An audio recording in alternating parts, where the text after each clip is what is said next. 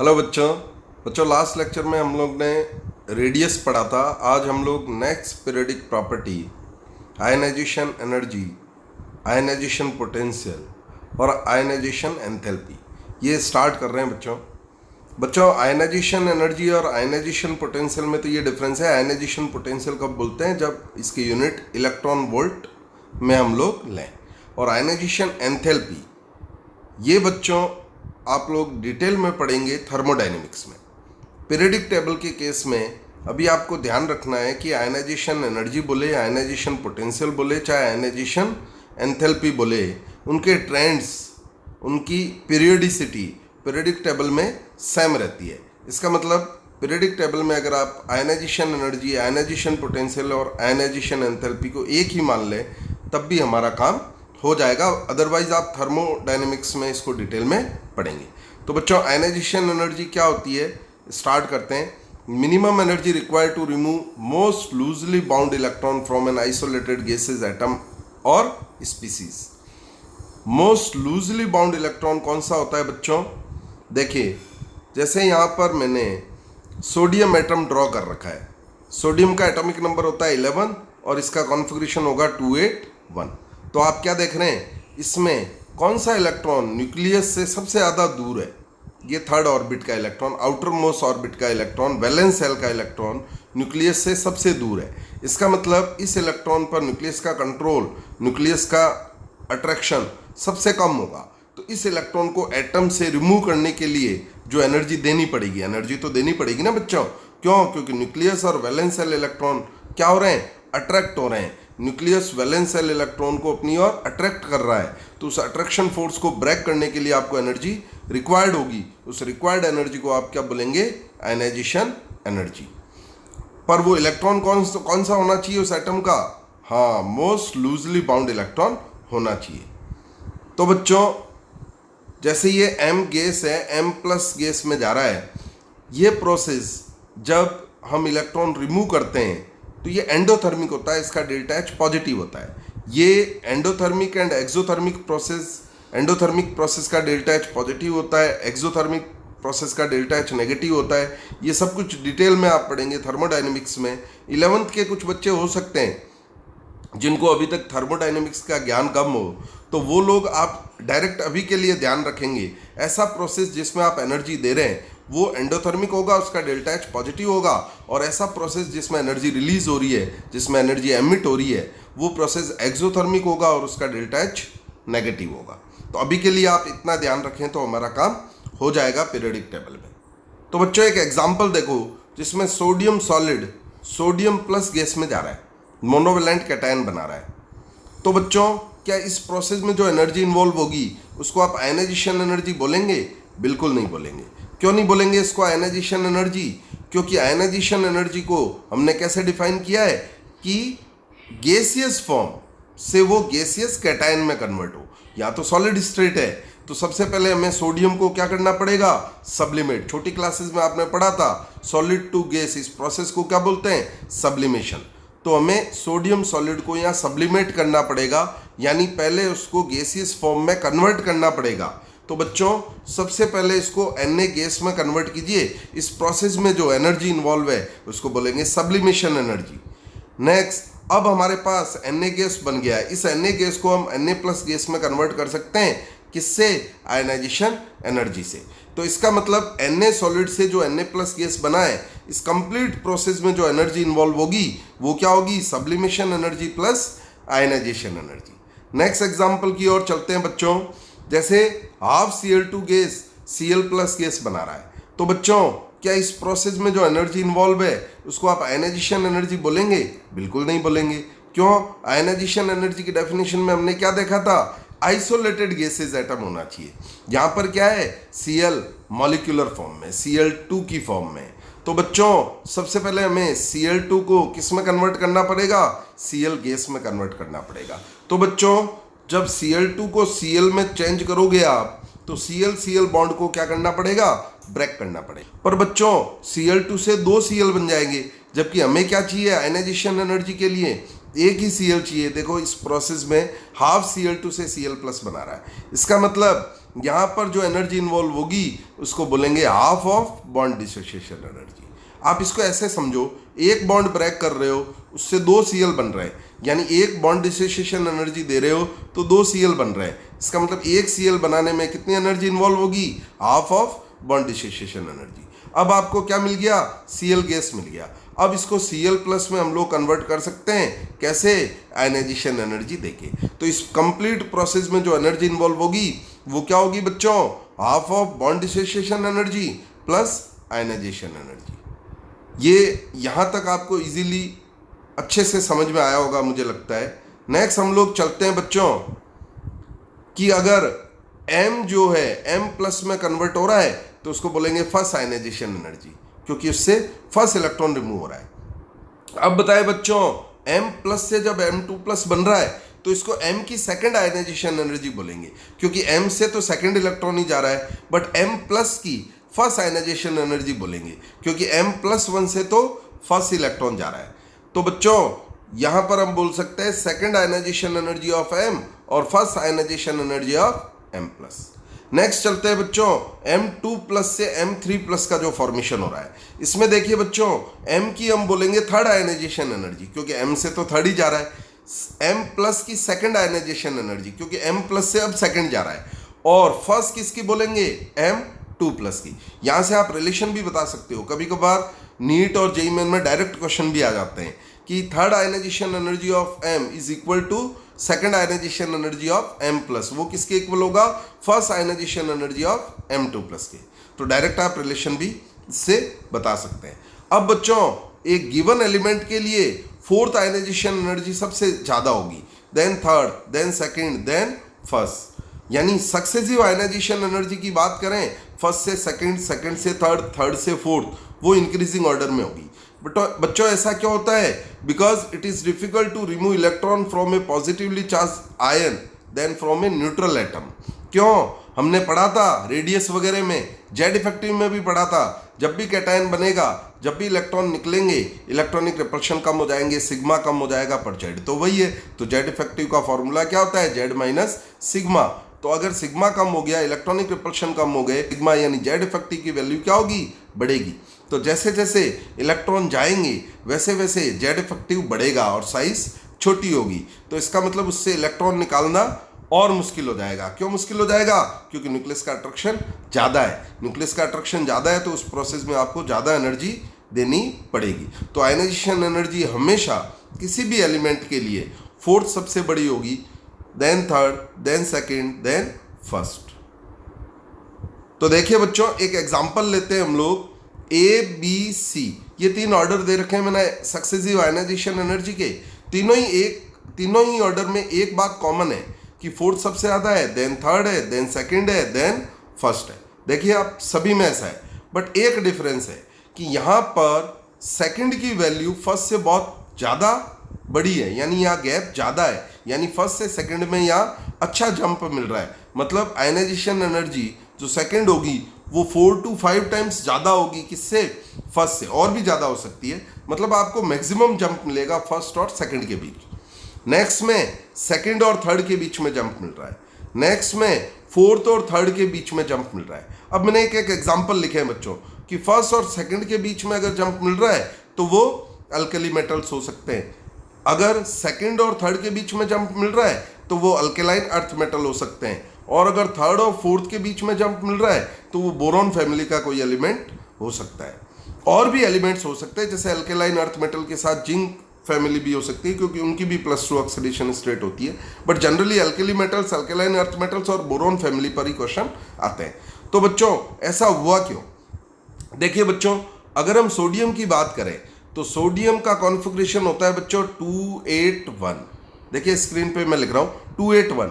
तो एक इलेक्ट्रॉन जाने के बाद वो नोबल गैस कॉन्फ़िगरेशन अटेंड कर लेगा, यानी सेकंड इलेक्ट्रॉन बड़ा मुश्किल से जाने वाला है। यानी सेकंड आयनाइजेशन एनर्जी बहुत ज़्यादा होगी किससे बच्चों? फर्स्ट से। यानी सेकंड और फर्स्ट के बीच में आपको क्या मिलेगा? एक अच्छा जंप मिलेगा। अच्छा नेक्स्ट हम लेते हैं बच्चों मैग्नीशियम, अल्केलाइन अर्थ मेटल। उसका कॉन्फ़िगरेशन होता है 282। तो एक इलेक्ट्रॉन जाएगा तो 281 और 2 इलेक्ट्रॉन चले जाएंगे तो 28, नोबल गैस कॉन्फ़िगरेशन अटेन कर लिया यानी थर्ड इलेक्ट्रॉन मुश्किल से जाएगा। इसका मतलब इसकी थर्ड आयनाइजेशन एनर्जी बहुत ज़्यादा होगी। इसका मतलब यहाँ सेकेंड और थर्ड के बीच में एक अच्छा सा गैप आपको मिलेगा। नेक्स्ट देखते हैं बच्चों एल्यूमिनियम। तो यहाँ देखिए एक इलेक्ट्रॉन अगर जाएगा तो 282, 2 इलेक्ट्रॉन जाएंगे 281, 3 इलेक्ट्रॉन जाएंगे तो 28, 3 के बाद नोबल गैस कॉन्फ़िगरेशन अटेन कर लिया है। इसका मतलब फोर्थ इलेक्ट्रॉन मुश्किल से जाना है। इसका मतलब फोर्थ आयनाइजेशन एनर्जी बहुत ज़्यादा होगी किससे, थर्ड से। इसका मतलब बच्चों थर्ड और फोर्थ के बीच में आपको अच्छा जंप मिलेगा। तो आई थिंक सबको अच्छे से समझ में आया होगा ऐसा क्यों हो रहा है। इस पर एक एग्जाम्पल देखते हैं बच्चों। जैसे first ionization energy, second, third and fourth के डेटा आपको गिवन है और हमें एलिमेंट आइडेंटिफाई करना है और 4 ऑप्शन भी दे रखे हैं हमें। तो बताओ बच्चों यहाँ पर थर्ड और फोर्थ के बीच में अच्छा खासा जंप मिल रहा है। देखिए थर्ड कितनी है 37.92 और फोर्थ कितनी होगी 259.3। तो बहुत अच्छा जंप यहाँ पर मिल रहा है थर्ड और फोर्थ के बीच में। इसका मतलब 3 इलेक्ट्रॉन जाने के बाद नोबल गैस कॉन्फ़िगरेशन अटेन कर लिया है। इसका मतलब एलिमेंट कौन सा हो जाएगा बच्चों, एल्यूमिनियम। नेक्स्ट बच्चों इसमें देखते हैं फैक्टर्स अफेक्टिंग आयनाइजेशन एनर्जी। बड़ा सिंपल है ये बच्चों। फर्स्ट देखो जेड इफेक्टिव इंक्रीज होगा तो आयनाइजेशन एनर्जी भी इंक्रीज होगी। बच्चों सिंपल है, न्यूक्लियस इलेक्ट्रॉन को ज़्यादा अट्रैक्ट कर रहा है, न्यूक्लियस का जेड इफेक्टिव ज़्यादा है तो उस इलेक्ट्रॉन को हटाने में हमें ज़्यादा एनर्जी देनी पड़ेगी, यानी आयनाइजेशन एनर्जी क्या होगी बच्चों, ज़्यादा होगी। सेकंड फैक्टर देखते हैं बच्चों साइज। बताओ बच्चों साइज अगर बढ़ेगी तो आयनाइजेशन एनर्जी क्या होगी, कम होगी। क्यों, आप सिंपल ऐसे समझिए, न्यूक्लियस से इलेक्ट्रॉन दूर चला गया, अगर साइज बढ़ेगी तो दूर चला जाएगा valence shell electron, outermost shell का इलेक्ट्रॉन अगर दूर चला गया तो वो न्यूक्लियस के कंट्रोल से बाहर हो गया। न्यूक्लियस के कंट्रोल से बाहर होने का मतलब न्यूक्लियस का अट्रैक्शन उस पर क्या हो गया, कम हो गया, तो कम एनर्जी से ही वो इलेक्ट्रॉन चला जाएगा, यानी साइज बढ़ने पर आयनाइजेशन एनर्जी क्या होगी बच्चों, कम होगी। नेक्स्ट फैक्टर देखते हैं बच्चों electronic configuration. It will be larger for stable electronic configuration. ये स्टेबल इलेक्ट्रॉनिक कॉन्फ़िगरेशन हम लोग पहले भी पढ़ चुके हैं, पहले के लेक्चर्स में भी पढ़ चुके हैं। स्टेबल का मतलब half field and fully field. Half field and fully filled orbital अपनी सिमेट्री के कारण एक्स्ट्रा स्टेबिलिटी रखते हैं। स्टेबल है इसका मतलब उससे इलेक्ट्रॉन रिमूव करने के लिए आपको ज़्यादा एनर्जी रिक्वायर्ड होगी, यानी इनकी आयनाइजेशन एनर्जी क्या होती है बच्चों, ज़्यादा होती है। एक एग्जाम्पल देखते हैं बच्चों, नाइट्रोजन एंड ऑक्सीजन की आयनाइजेशन एनर्जी को कंपेयर करते हैं तो बच्चों नाइट्रोजन की आयनाइजेशन एनर्जी ऑक्सीजन से ज़्यादा हो जाती है। क्यों, जबकि ऑक्सीजन का जेड इफेक्टिव नाइट्रोजन से ज़्यादा होता है। पढ़ा था ना जेड इफेक्टिव की पीरियडिक प्रॉपर्टी में, जेड इफेक्टिव की पीरियडिसिटी में, कि left to right Z effective क्या होता है, इंक्रीज, यानी ऑक्सीजन का जेड इफेक्टिव नाइट्रोजन से ज़्यादा होगा और दोनों एडजेसेंट एटम है। इसका मतलब ऑक्सीजन का जेड इफेक्टिव नाइट्रोजन से 0.65 ज़्यादा होगा। तो जेड इफेक्टिव ज़्यादा होते हुए भी नाइट्रोजन का आयनाइजेशन एनर्जी ज़्यादा होगी। क्यों, because nitrogen has stable electronic configuration, half field electronic configuration. उसकी स्टेबिलिटी ज़्यादा होने से उससे इलेक्ट्रॉन रिमूव करने पर आपको ज़्यादा एनर्जी रिक्वायर्ड होगी बच्चों। बट ये जो फैक्टर है इलेक्ट्रॉनिक कॉन्फ़िगरेशन वाले, जो एडजॉइनिंग एलिमेंट है उन्हीं के लिए एप्लीकेबल है। क्यों है उन्हीं के लिए एप्लीकेबल, क्यों, क्योंकि उनमें जेड इफेक्टिव का डिफरेंस कम होता है, 0.65 ही होता है। जबकि अगर आप आगे चले जाएंगे लाइक फ्लोरीन की ओर जाएंगे तो ऑक्सीजन फ्लोरीन में 0.65 का डिफरेंस होगा, यानी नाइट्रोजन एंड फ्लोरीन में 1.30 का डिफरेंस हो जाएगा। नाइट्रोजन ऑक्सीजन में 0.65, ऑक्सीजन फ्लोरीन में 0.65, यानी नाइट्रोजन फ्लोरीन में 1.3 का डिफरेंस हो गया। इन फ्लोरीन का जेड इफेक्टिव नाइट्रोजन के जेड इफेक्टिव से 1.30 ज़्यादा होगा। इसका मतलब गैप ज़्यादा हो गया, तो वहाँ डोमिनेटिंग फैक्टर जेड इफेक्टिव ही होगा। वहाँ ऐसा नहीं करना है कि नाइट्रोजन हाफ फील्ड है तो उसकी आयनाइजेशन एनर्जी ज़्यादा हो जाएगी। तो बच्चों नेक्स्ट फैक्टर देखते हैं हम लोग पेनेट्रेशन पावर। पेनेट्रेशन पावर को सिंपल आपको ऐसे समझना है, पिछले लेक्चर्स में भी हम लोग डिस्कस कर चुके हैं कि जो ऑर्बिटल न्यूक्लियस के सबसे क्लोज होगा उसकी पेनेट्रेशन पावर ज़्यादा होगी। तो बच्चों अगर n की वैल्यू सेम हो तो s, p, d and f में s सबसे न्यूक्लियस के क्लोज होगा। इसका मतलब s की पेनेट्रेशन पावर सबसे ज़्यादा होगी। अब इसको आप सिंपल ऐसे समझिए, न्यूक्लियस के पास से इलेक्ट्रॉन ले जाना, बाहर करना सबसे मुश्किल है, यानी न्यूक्लियस के पास से इलेक्ट्रॉन को रिमूव करने में सबसे ज़्यादा एनर्जी रिक्वायर्ड होगी। इसका मतलब बच्चों पेनेट्रेशन पावर अगर बढ़ेगी तो आयनाइजेशन एनर्जी भी क्या होगी, बढ़ेगी। तो n की वैल्यू अगर सेम हो तो आयनाइजेशन एनर्जी सबसे ज़्यादा s ऑर्बिटल की होगी, then p, then d, then f। एक एग्जांपल से समझते हैं बच्चों। बेरिलियम जिसका कॉन्फ़िगरेशन होता है 1s2 और बोरॉन का कॉन्फ़िगरेशन होता है 1s2 तो बच्चों बेरिलियम में इलेक्ट्रॉन किससे जा रहा है 2s से, और बोरॉन में इलेक्ट्रॉन किससे जा रहा है 2p से। तो आप क्या देख रहे हैं, n की वैल्यू सेम है 2, इसका मतलब s की पेनिट्रेशन पावर ज़्यादा है, तो बेरिलियम से इलेक्ट्रॉन मुश्किल से जाएगा। इसका मतलब बेरिलियम की आयनाइजेशन एनर्जी क्या होगी, बोरॉन से ज़्यादा होगी, बट कार्बन से कम ही होगी।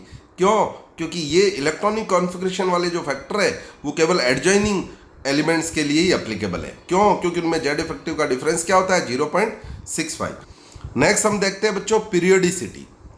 बड़ा सिंपल है, हमने पढ़ लिया है फैक्टर्स कि जेड इफेक्टिव बढ़ेगा तो आयनाइजेशन एनर्जी बढ़ेगी और साइज बढ़ेगी तो आयनाइजेशन एनर्जी कम होगी। तो बच्चों left to right Z effective बढ़ता है, इसका मतलब आयनाइजेशन एनर्जी भी बढ़ेगी लेफ्ट टू राइट, और top to bottom size increase होती है तो आयनाइजेशन एनर्जी क्या होगी, बोलो बच्चों डिक्रीज। तो बड़ा सिंपल है बच्चों, कुछ एग्जाम्पल से हम लोग समझते हैं। जैसे फर्स्ट एग्जाम्पल हमने सेकेंड पीरियड एलिमेंट्स का लिया है, लिथियम टू नियॉन। तो बच्चों lithium, beryllium, boron, carbon, nitrogen, oxygen, fluorine and neon की अगर हम लोग बात करें तो ionization energy left to right बढ़ेगी, पर दो जगह गड़बड़ होगी। किन दो जगह? एक तो नाइट्रोजन की आयनाइजेशन एनर्जी ऑक्सीजन से क्या होगी बच्चों, ज़्यादा होगी। क्यों ज़्यादा होगी? क्योंकि उसका हाफ फील्ड ऑर्बिटल है, स्टेबल कॉन्फ़िगरेशन है, वो हम पढ़ चुके हैं। बट फ्लोरीन से ज़्यादा नहीं होगी। क्यों? फ्लोरीन का जेड इफेक्टिव तो 1.30 से नाइट्रोजन से ज़्यादा है। सेकंड केस, बेरिलियम की आयनाइजेशन एनर्जी बोरॉन से ज़्यादा होगी। क्यों ज़्यादा होगी बच्चों? क्योंकि बेरिलियम की पेनिट्रेशन पावर क्या होती है, ज़्यादा होती है उससे। सॉरी, बेरिलियम में जो 2s ऑर्बिटल है उसकी पेनिट्रेशन पावर बोरॉन के 2p ऑर्बिटल से ज़्यादा होती है, तो इसकी आयनाइजेशन एनर्जी बोरॉन से ज़्यादा होगी, वही कार्बन से नहीं। क्यों? एडजेसेंट एलिमेंट के लिए एप्लीकेबल है। तो बच्चों आयनाइजेशन एनर्जी का ऑर्डर आपको कुछ ऐसा मिल जाएगा। नेक्स्ट देखते हैं बच्चों थर्ड पीरियड की। तो सेम केस थर्ड पीरियड में होगा बच्चों। मैग्नीशियम एल्यूमिनियम से आगे चला जाएगा, 3s2 है, और एल्यूमिनियम बोरॉन के नीचे आता है तो 3p1 हो गया, पेनिट्रेशन पावर से आगे चला जाएगा। नेक्स्ट फॉस्फोरस भी सल्फर से आगे चला जाएगा, 2p3 है, स्टेबल है, नाइट्रोजन फैमिली का है, और सल्फर ऑक्सीजन फैमिली का है, इसका मतलब वो 2p4 होगा, सॉरी 3p4 होगा। फॉस्फोरस 3p3 होने से, हाफ फील्ड स्टेबल कॉन्फ़िगरेशन होने से सल्फर के आगे चला जाएगा। अब बच्चों टॉप टू बॉटम तो बड़ा सिंपल है, lithium to caesium. Alkali metals में top to bottom ionisation energy decrease होगी। कोई भी ग्रुप हो आयनाइजेशन एनर्जी जनरली डिक्रीज होगी, कुछ इरेगुलरिटीज है जो हम लोग आगे डिस्कस करेंगे। बच्चों ये ग्राफ देखिए आयनाइजेशन एनर्जी और एटॉमिक नंबर के बीच का है। तो आप क्या देख रहे हैं, आयनाइजेशन एनर्जी सेकंड पीरियड में इंक्रीज हो रही है। देखिए लिथियम टू नियॉन क्या हो रही है, आयनाइजेशन एनर्जी इंक्रीज, पर दो जगह ग्राफ जिगजैग हो रहा है। क्यों हो रहा है?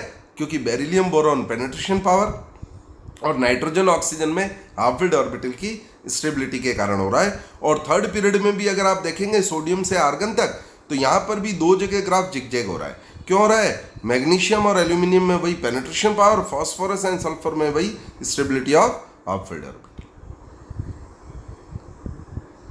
बच्चों अगर सेकेंड आयनाइजेशन एनर्जी की बात करें तो बच्चों सेकेंड आयनाइजेशन एनर्जी का मतलब दूसरा इलेक्ट्रॉन रिमूव करना है, यानी एक इलेक्ट्रॉन पहले से जा चुका है, यानी हमें कॉन्फ़िगरेशन लिख देने एक इलेक्ट्रॉन हटा के।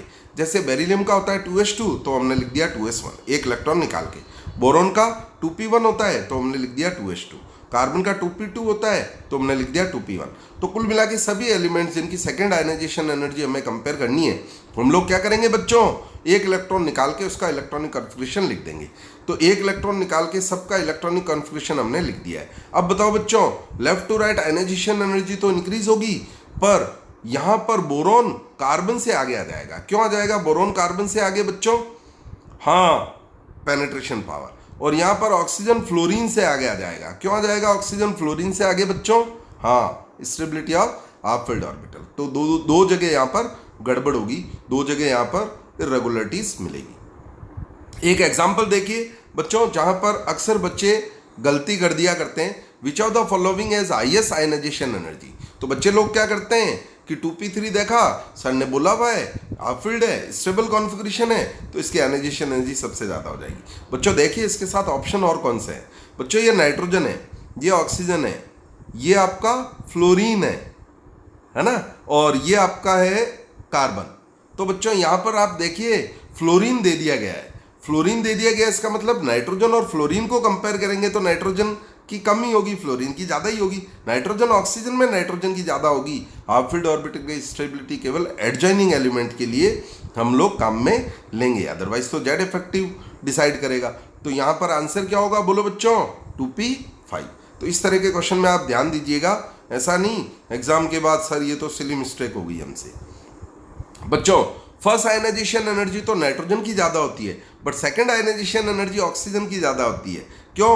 क्योंकि सेकंड का मतलब सेकंड इलेक्ट्रॉन जाना है, यानी एक इलेक्ट्रॉन ऑलरेडी जा चुका है। तो बच्चों नाइट्रोजन का कॉन्फ़िगरेशन तो होगा एक इलेक्ट्रॉन जाने के बाद P2 P3 होता है ना, और ऑक्सीजन का होगा P3। तो यहाँ पर नाइट्रोजन अब हाफ फील्ड नहीं रहा, उल्टा ऑक्सीजन हाफ फील्ड हो गया। तो यहाँ ऑक्सीजन की आयनाइजेशन एनर्जी क्या होगी, ज़्यादा होगी। और वैसे भी लेफ्ट टू राइट बढ़ता है, वहाँ तो फर्स्ट में तो क्या हुआ था, नाइट्रोजन हाफ फील्ड हो गया था, इसलिए वो ऑक्सीजन से ज़्यादा था। तो सेकंड किसकी ज़्यादा होगी बच्चों, ऑक्सीजन की सेकंड आयनाइजेशन एनर्जी ज़्यादा होगी। बच्चों आयनाइजेशन एनर्जीज में हम इर्रेगुलरिटीज़ पढ़ लेते हैं। आयनाइजेशन एनर्जीज की इर्रेगुलरिटीज़ जो है वो रेडियस और जेड इफेक्टिव की जो इर्रेगुलरिटीज़ थी वही है। देखिए बच्चों फर्स्ट इर्रेगुलरिटी है 4D से 5D। तो बताओ बच्चों 4D से 5D, वैसे इन जनरल तो Z effective top to bottom क्या रहता है, सेम रहता है, बट यहाँ जेड इफेक्टिव बढ़ गया था। कारण क्या था, due to poor shielding effect of F orbital, या जिसको हम और क्या बोल देते थे, लेंथेनाइड कॉन्ट्रैक्शन। जेड इफेक्टिव बढ़ गया था। अब बताओ बच्चों साइज क्या, साइज इन जनरल तो टॉप टू बॉटम क्या होती है, इंक्रीज, बट यहाँ सेम हो गई थी, अप्रोक्सीमेटली सेम क्यों हो गई थी यहाँ पर size, due to lanthanoid contraction.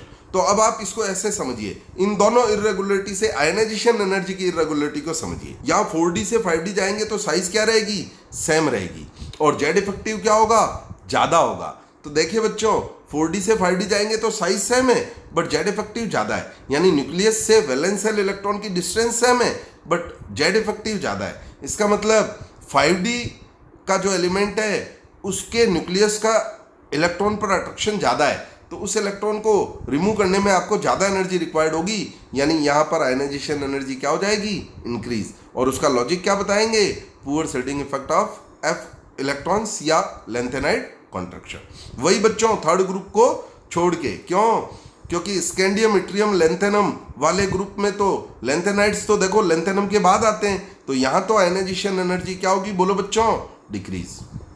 तो लेंथेनाइड कॉन्ट्रैक्शन के कारण बच्चों 5D की 4D से ज़्यादा हो जाती है, इवन 3D से भी ज़्यादा हो जाती है।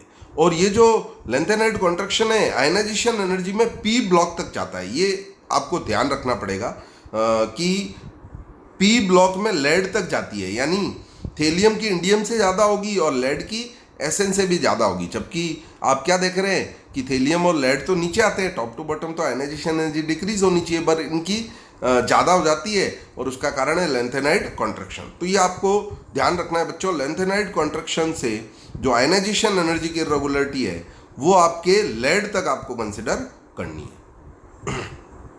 नेक्स्ट जो सेकंड इर्रेगुलरिटी है बच्चों वो है एल्यूमिनियम टू गैलियम, वही जो हमने जेड इफेक्टिव में पढ़ा था, जो हमने रेडियस में पढ़ा था।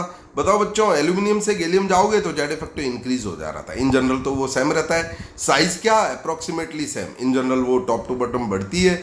उसका कारण क्या बताया था, due to poor shielding effect of d orbital, क्योंकि गैलियम से पहले scandium to zinc 3D series आ जाती है, यानी गैलियम में 10 इलेक्ट्रॉन डी में आ गए, उनकी पुअर शील्डिंग इफेक्ट होगी।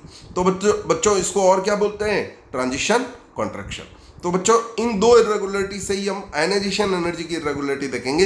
बच्चों साइज सेम है, एल्यूमिनियम गैलियम की साइज अप्रोक्सीमेटली सेम है, बट गैलियम का जेड इफेक्टिव तो ज़्यादा है ना, और जेड इफेक्टिव अगर ज़्यादा है तो इलेक्ट्रॉन टाइटली बाउंड है, इसका मतलब उस इलेक्ट्रॉन को एटम से रिमूव करने में आपको ज़्यादा एनर्जी देनी पड़ेगी, यानी एल्यूमिनियम से गैलियम भी आयनाइजेशन एनर्जी क्या होगी बोलो बच्चों, इंक्रीज। एल्यूमिनियम से गैलियम भी आयनाइजेशन एनर्जी इंक्रीज होगी। बच्चों आयनाइजेशन एनर्जी अगर डिक्रीज होगी तो मेटल की रिएक्टिविटी क्या होगी, इंक्रीज, क्योंकि मेटल्स क्या होते हैं, छोटी क्लासेस में आपने पढ़ा होगा, जो कि इलेक्ट्रोपॉजिटिव होते हैं, जो इजीली इलेक्ट्रॉन डोनेट करके और कैटायन बना देते हैं, यानी जो इलेक्ट्रोपॉजिटिव होते हैं वो मेटल होते हैं। ज़्यादा इलेक्ट्रोपॉजिटिव का मतलब मेटलिक करेक्टर ज़्यादा, यानी मेटल की रिएक्टिविटी ज़्यादा, यानी आयनाइजेशन एनर्जी क्या होनी चाहिए, ज़्यादा रिएक्टिविटी के लिए कम होनी चाहिए। तो बच्चों लिथियम टू सीजियम, देखिए आप आयनाइजेशन एनर्जी सबसे कम सीजियम की होगी, यानी इसकी रिएक्टिविटी सबसे ज़्यादा होगी। बच्चों लास्ट जो पॉइंट मैंने लिखा है, ये सेकंड पॉइंट, ये 11th क्लास के बच्चे इग्नोर कर सकते हैं क्योंकि उन्होंने केमिकल बॉन्डिंग अभी तक नहीं पढ़ा है, मॉलिक्यूलर ऑर्बिटल थ्योरी अभी तक नहीं पढ़ा है। 12th पास बच्चे इसको समझ सकते हैं अगर मॉलिक्यूलर ऑर्बिटल थ्योरी आपने पढ़ा हुआ है। बच्चों O2 की बात करें तो O2 का जो मोह होता है, ये ऑक्यूपाइड मॉलिक्यूलर ऑर्बिटल, यानी हाईएस्ट एनर्जी का ऑर्बिटल जिसमें इलेक्ट्रॉन हो, तो वो π*2px एंड π*2py होते हैं। इसका मतलब एंटी बॉन्डिंग मॉलिक्यूलर ऑर्बिटल होते हैं, और एंटी बॉन्डिंग मॉलिक्यूलर ऑर्बिटल में इलेक्ट्रॉन तो अनस्टेबल होता है, ज़्यादा एनर्जी लिए होता है। इसका मतलब वो इलेक्ट्रॉन इजीली चला जाएगा, यानी ऑक्सीजन से इसकी आयनाइजेशन एनर्जी क्या होगी, कम। बट नाइट्रोजन की N2 की N से ज़्यादा होगी। क्यों? क्योंकि नाइट्रोजन में जो आईएस ऑक्यूपाइड मॉलिक्यूलर ऑर्बिटल जो होता है वो बॉन्डिंग मॉलिक्यूलर ऑर्बिटल होता है, और बॉन्डिंग मॉलिक्यूलर ऑर्बिटल तो स्टेबल होता है, उसकी एनर्जी एटॉमिक ऑर्बिटल से कम होती है। इसका मतलब उससे इलेक्ट्रॉन N2 से इलेक्ट्रॉन रिमूव करने के लिए आपको ज़्यादा एनर्जी रिक्वायर्ड होगी। इसका मतलब N2 की आयनाइजेशन एनर्जी नाइट्रोजन से ज़्यादा होगी। तो देखिए आप, रिवर्स ऑर्डर मिल गया। O2 की आयनाइजेशन एनर्जी ऑक्सीजन से कम है, बट N2 की आयनाइजेशन एनर्जी नाइट्रोजन से क्या है, ज़्यादा है। 11th के बच्चे इसको अभी इग्नोर कर सकते हैं जब तक आप केमिकल बॉन्डिंग नहीं पढ़े। 12th पास बच्चों के लिए मेरे को लगता है अगर आपने MOT थोड़ा बहुत भी पढ़ रखा है तो आप लोग इस पॉइंट को समझ सकते हैं। ओके बच्चों, आयनाइजेशन एनर्जी कंप्लीट हो गया है। हम लोग नेक्स्ट लेक्चर से next periodic property, electron affinity और इलेक्ट्रॉन गेन एंथैल्पी, ये हम लोग स्टार्ट करेंगे। ओके बच्चों, थैंक यू।